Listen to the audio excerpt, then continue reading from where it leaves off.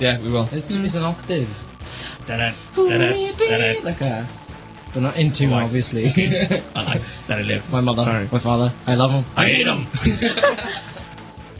In all the textbooks, it says quite clearly that if you want to be a rock star, you must first master 3 chords on the guitar, then learn to do everything to excess, including biting the head off a chicken live on stage.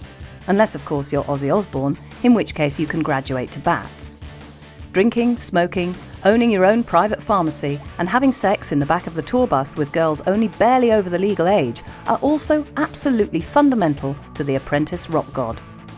On the other hand, if you're Ian Watkins, you might just stick to trying cider in your early teens, find that it's disgusting, and give up drinking altogether from then on.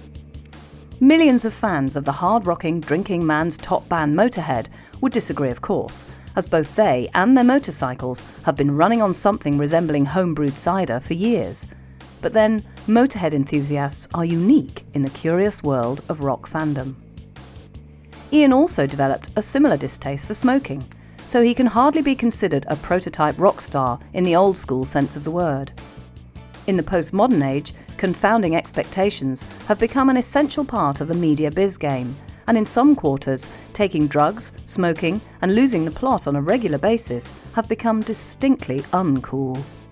And anyway, who really wants to end up barking mad in a rehab centre? Just ask Ozzy Osbourne.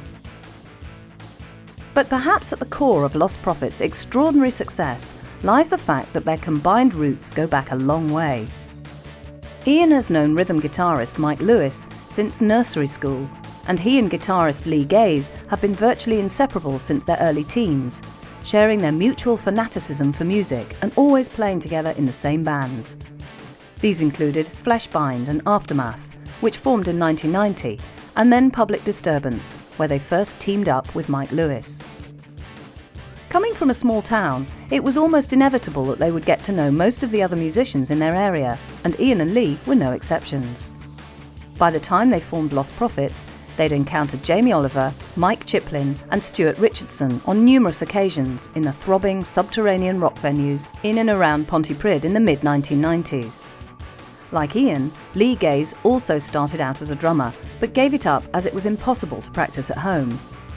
Born in Pontypridd, he, like any good rock musician, got his initial taste for pop music from the records his parents listened to at home.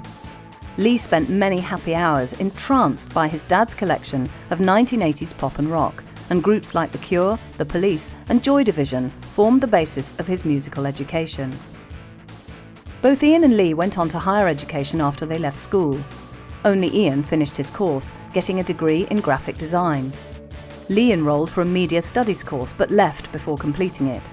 His obsession was music. Nothing else really counted. It was music or nothing.